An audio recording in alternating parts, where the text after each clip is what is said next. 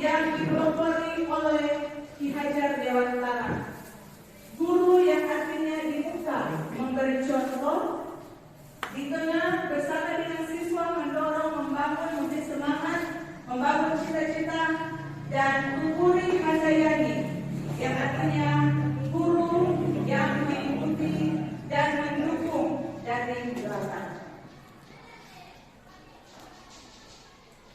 Selanjutnya, beliau mengartikan bahwa pendidikan adalah menuntut segala kodrat yang ada pada anak untuk mencapai selamat dan bahagia yang setinggi-tingginya, baik sebagai manusia maupun sebagai anggota masyarakat.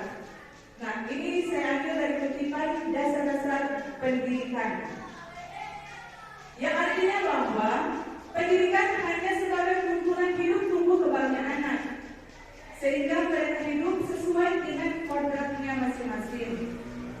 Pendidikan hanya menuntut tumbuh anak untuk memperbaiki lakunya, bukan dasarnya. Yang artinya di sini bahwa pendidikan guru hanya menuntun karena setiap anak pada dasarnya terlahir berbeda, punya kodratnya masing-masing, dan kita sebagai guru tidak dapat merubah kodrat anak itu. Yang kita lakukan hanyalah menuntun anak itu untuk mencapai kodratnya pada selamat dan bahagia. Bapak Ibu, Ki Hajar Dewantara pernah mengatakan bahwa pendidikan itu ibarat petani. Ketika petani menanam jagung di kebun, maka petani akan berusaha supaya tanamannya itu dapat tumbuh dengan baik. Maka hal yang dilakukan petani adalah merawat, mengapeli jagung itu menjadi benih padi. Demikiannya dengan pendidik. Guru hanya menuntun perkembangan anak, tetapi tidak dapat merubah kodratnya. Nah, itulah yang menjadi tantangan bagi kita sebagai guru tentunya.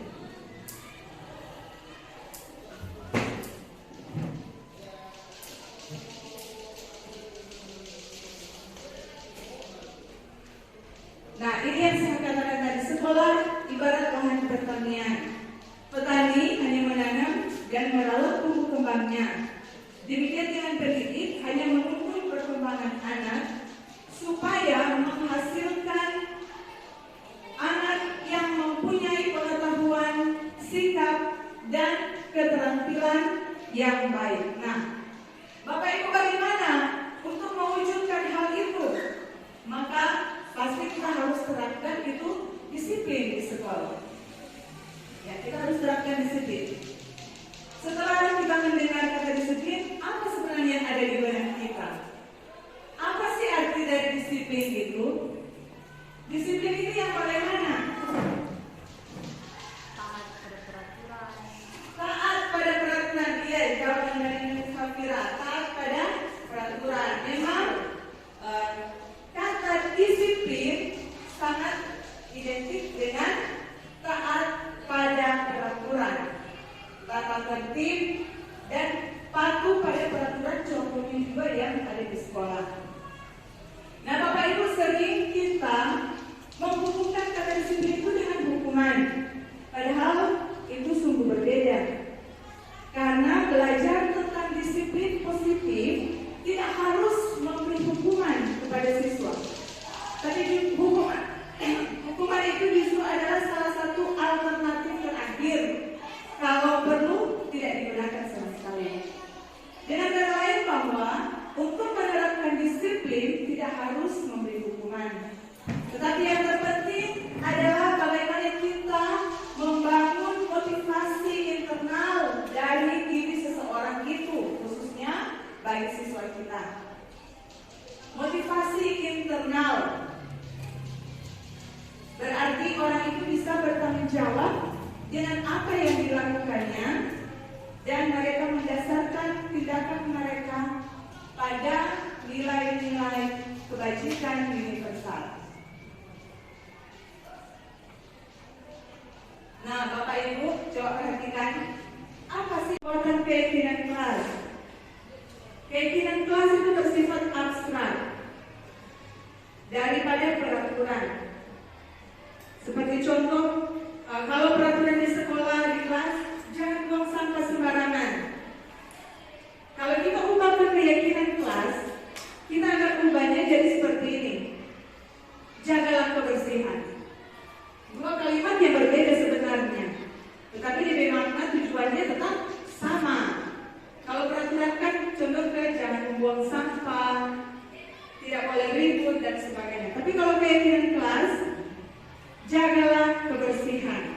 Nah, selanjutnya keyakinan kelas bisa berubah pertanyaan universal. Pernyataan keyakinan kelas senantiasa dibuat dalam bentuk positif. Itu yang saya contohkan tadi. Bentuk positif bagaimana? Sama dengan tadi. Kalau peraturan pakai kata jangan, tidak, itu kata negatif. Negatif di sini bukan berarti DP makna negatif ya, tapi kata jangan, tidak itu negatif. Kita ubah ke kalimat positif.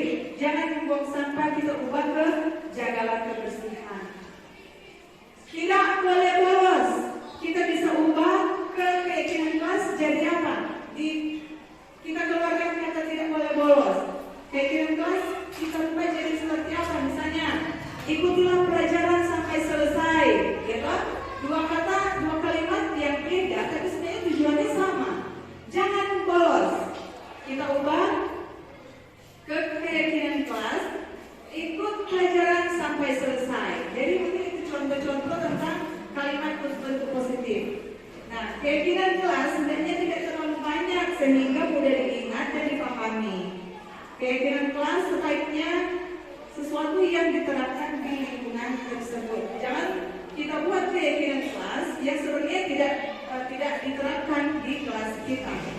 Nah, proses pembentukan keyakinan kelas, setiap siswa memberikan pendapat, kemudian mencatat semua masukan-masukan dari siswa, kemudian menyusun keyakinan kelas, menghindari kalimat negatif yang seperti saya contohkan tadi dan mengubah ke kalimat positif.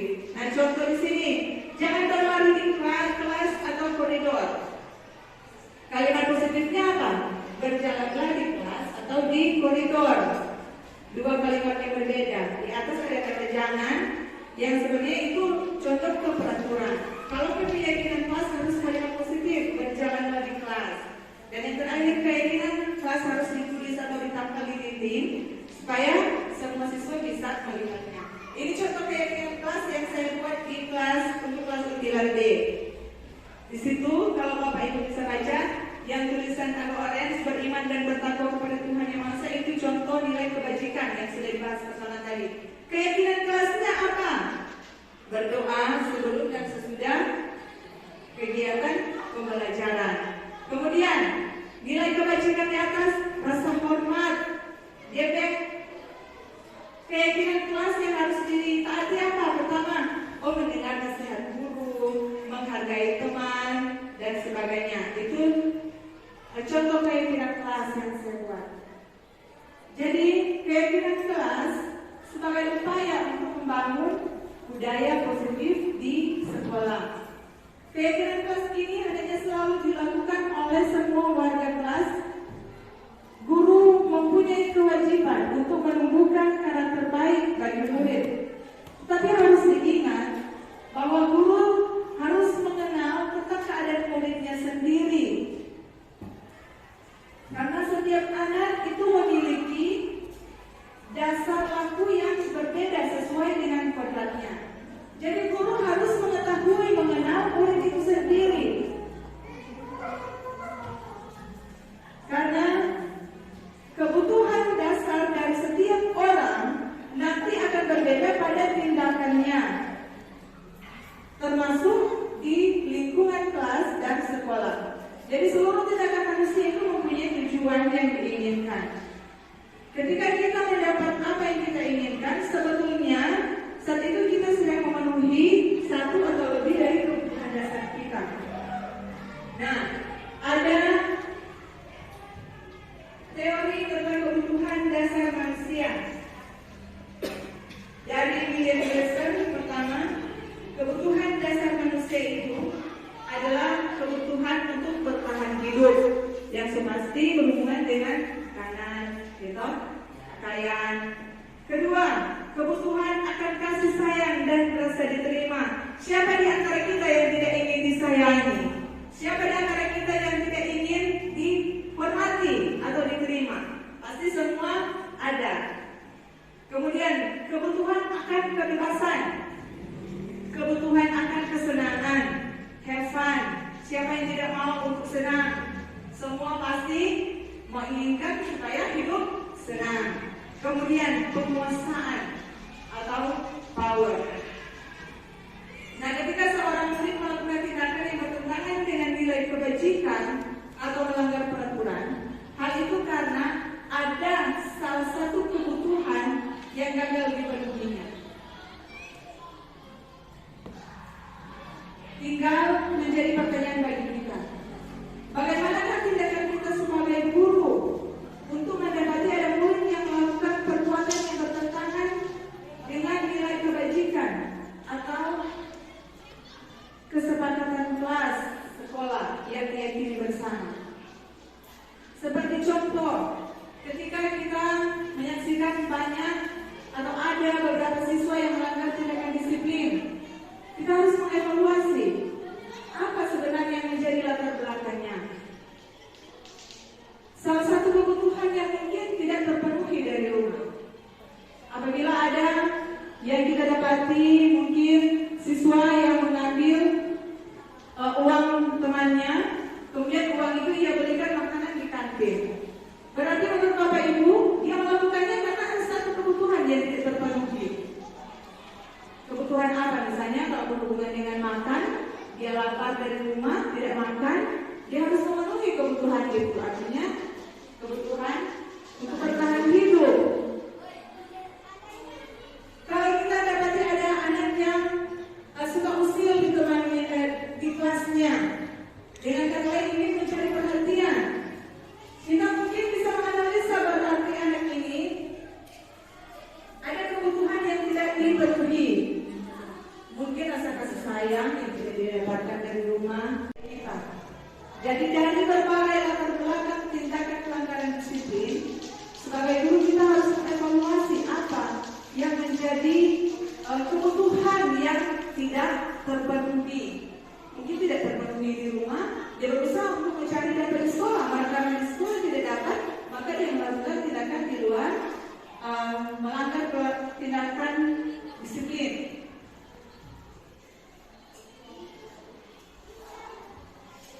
Nah, masih pada teori tentang Dr. Milan Glasser dan David Gosen, bahwa sebenarnya ada 5 posisi kontrol yang harus diterapkan guru untuk menempatkan diri dalam menyelesaikan masalah siswa di sekolah atau di kelas.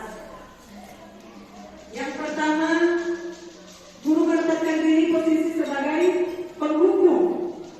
Bagaimana yang disebut dengan menempatkan diri sebagai penghukum? Mungkin kata-kata kita seperti ini: kamu tidak mematuhi aturan, kamu harus melakukan, misalnya kamu harus membersihkan toilet dan sebagainya. Itu cara kita untuk menghukum siswa. Atau kita juga selalu mengungkapkan, kamu selalu berbuat seperti ini, kamu selalu salah, kamu selalu membawa kericuhan di dalam kelas atau di sekolah. Itu berarti guru menempatkan diri sebagai posisi penghukum. Nah, yang kedua, posisi pembuat rasa bersalah. Nah, pada posisi pembuat rasa bersalah ini, ketika guru menangani kasus siswa, mungkin guru bisa mengungkapkan seperti ini: Ibu sangat kecewa dengan apa yang kamu lakukan. Sudah berapa kali Ibu katakan bahwa kamu jangan memukul teman, tetapi kamu melakukannya. Apakah kamu tidak kasihan dengan ibu yang selalu memberi nasihat, bahkan ibu pun ditegur oleh atasan? Jadi kita mengungkapkan kata-kata seperti itu di dalam diri anak akan terbangun rasa bersalah dalam dirinya. Mungkin anak berpikir, iya, saya sudah membuat ibu kecewa. Kemudian posisi sebagai teman. Guru memposisikan dirinya sebagai teman ketika menangani kasus dari siswa. Mungkin contoh-contoh ungkapan guru seperti ini. Ayo bantulah ibu.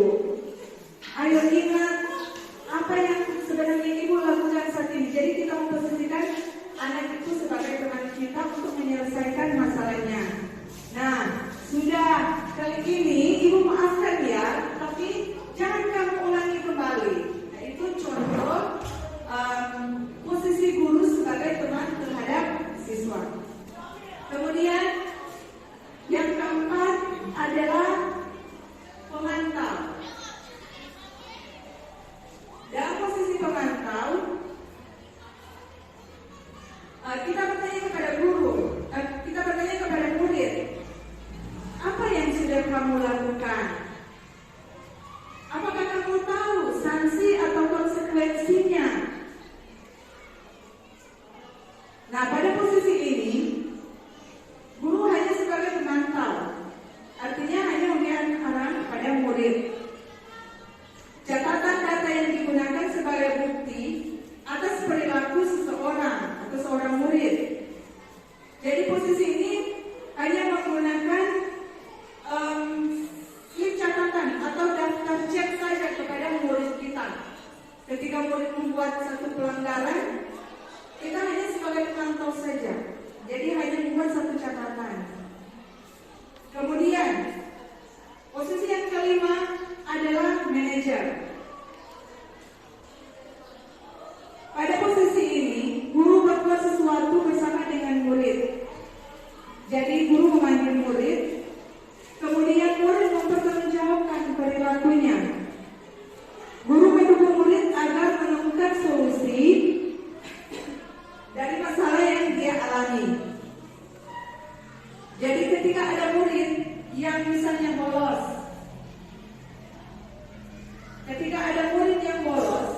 kita tidak langsung menghukumnya, tapi pada posisi manajer kita memanggil dia. Tapi pada posisi manajer malah guru membimbing siswa itu, membimbing murid itu supaya dia mendapat solusi dari tindakan pelanggaran disiplin yang dia lakukan. Ketika dia bolos, dia mendapat solusi. Ke depan saya tidak harus bolos. Apa yang harus saya lakukan dan sebagainya. Guru mengarahkannya, memberikan kesempatan kepada siswa itu, kepada murid itu untuk memperbaiki sikapnya. Nah, dari posisi 5 kontrol itu, manakah yang lebih tepat yang kita terapkan di kelas dan di sekolah? Apakah kita menerapkan posisi sebagai penghukum, ataukah pembuat rasa bersalah, ataukah teman, pemantau, ataukah manajer? Yang iya. Kalau manajer mengatakan posisi sebagai manajer, memang pastinya posisi sebagai manajer adalah posisi yang paling tepat untuk kita terapkan di kelas atau sekolah. Ya, tepuk tangan untuk yang Deborah.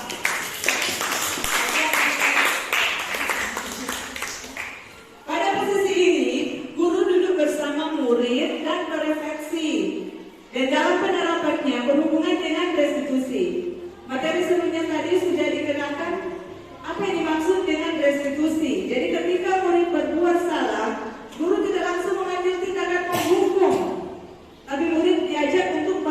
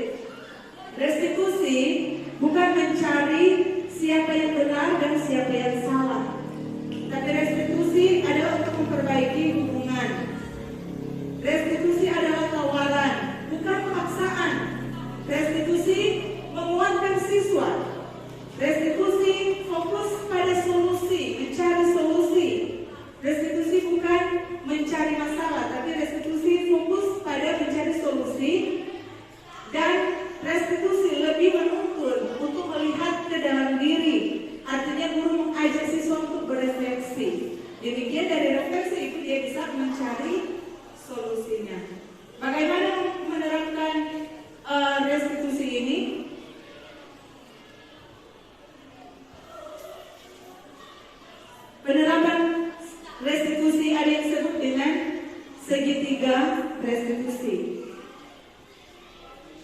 Nah, segitiga restitusi yang sisi paling bawah itu menstabilkan identitas. Pada posisi menstabilkan identitas, guru bisa bertanya kepada siswa. Kalau mungkin misalnya siswa terlambat, guru bisa bertanya kepada siswa, kenapa kamu terlambat? Apa yang menyebabkan sampai, kalau mungkin anak itu pada umumnya menjawab mereka bangun agak kesiangan. Ya, kita tanya kenapa kamu bangun kesiangan seperti itu. Jadi itu pada posisi namanya adalah sisi paling bawah itu namanya adalah menstabilkan identitas. Jadi setiap orang pasti pernah melakukan kesalahan. Kamu juga bukan hanya satu-satunya orang yang melakukan hal ini. Itu posisi paling bawah. Jadi menstabilkan identitas. Kemudian pada posisi samping kiri itu dinamakan dengan validasi tindakan yang salah. Ya, pada sisi kiri ini kita bisa bertanya, kamu tentu punya alasan kan kenapa kamu melakukan hal ini. Kalau dia terlambat, kamu pasti punya alasan kan kenapa kamu terlambat, kenapa kamu bangun kesiangan. Untuk menemukan model positif di sekolah, tidaklah semudah kita membalikkan telapak tangan. Kita butuh waktu dan butuh usaha. Peran guru sangat penting dalam hal ini. Nah, maka dimulailah dari diri kita sendiri. Kemudian kita buat kesepakatan kelas bersama untuk menemukan nilai-nilai kebajikan kepada siswa kita masing-masing di kelas kita. Ketika kita membiasakan diri untuk penerapan nilai-nilai kebajikan, maka mengantarkan anak-anak pada kebiasaan untuk melakukan disiplin positif dan akhirnya akan membudaya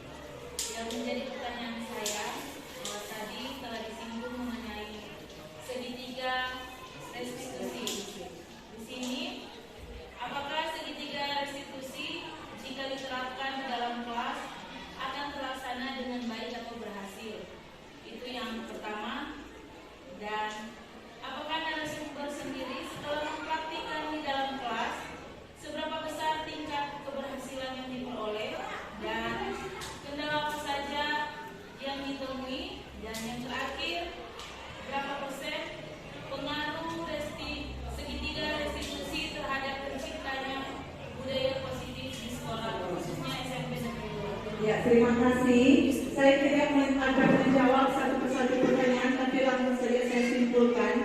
Memang sebelum segitiga restitusi ini ditulis oleh seorang ahli, pastinya dia sudah membuat satu penelitian. Dan penelitian itu pasti membutuhkan waktu sampai dia membuat sebuah buku dan menuangkan itu dalam bentuk segitiga restitusi yang saya sudah paparkan di saat ini. Banyak terjadi perbincangan di antara kita sebagai sesama calon guru penggerak untuk menerapkan segitiga restitusi. Zaman sekarang adanya sangat sulit untuk mempraktekkannya.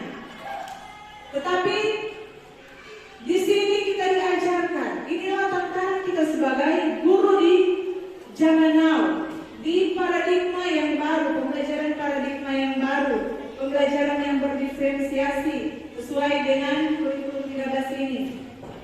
Mau tidak mau kita harus menerapkannya di kelas. Pengalaman kita dalam menerapkan segitiga restitusi, ada sekian siswa Tenaga pendidik, khususnya di SMP Negeri 2 Murang ke depan, anak-anak kita semoga anak-anak menghasilkan anak-anak yang unggul dalam prestasi, kreatif, berinovasi, bahkan mencintai lingkungan di sekolah kita, lingkungan kita, SMP Negeri 2 Murang, mencintai alam, mencintai apa yang ada di sekitar kita. Seorang siswa atau murid yang berbudaya guru ke depan kelak siswa kita seperti apa. Terima kasih dan Tuhan memberkati. Dapat bergerak terus maju ke depan untuk menghasilkan generasi-generasi yang hebat. Bapa dalam surga memberkati pribadinya, kemampuan, kecerdasan emosional, dan ilmu-ilmu yang telah dibagikan saat ini kepada sekolah kami dan surga. Ini doa dan permohonan kami.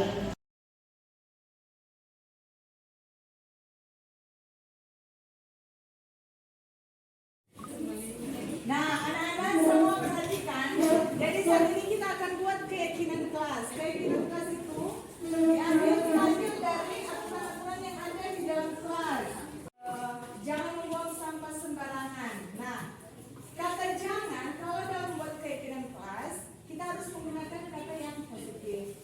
Jadi kata jangan itu. Saya akan bagikan kalian kertas. Jadi kalian tulis keyakinan kelasnya di sini. Nanti kalian tampal di kertas. Atau di tempat ini yang sudah ada. Orang satu lagi. Tiga SPS.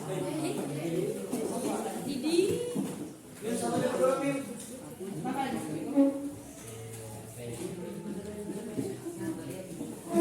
Tuliskan anak-anak. Silakan tulis.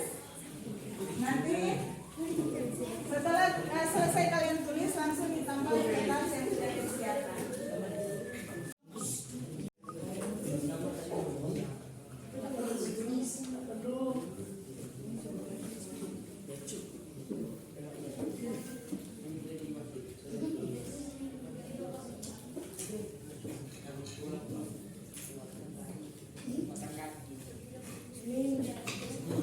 Ya, kalau sudah selesai semua, silakan bergilir untuk tampilkan di sini keyakinan kelas yang menurut adik-adik semua yang ditulis di kertas. Silakan tampil di depan. Silakan. Mari berurut.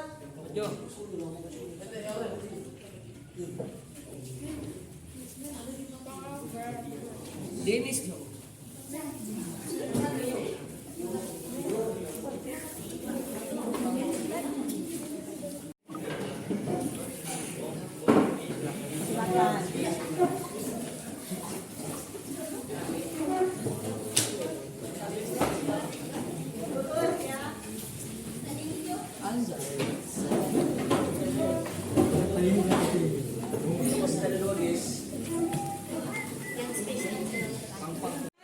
Jadi ini keyakinan kelas yang sudah kalian tulis dan kita akan kelompokkan keyakinan kelas mana yang sama. Jadi kita akan kelompokkan ya.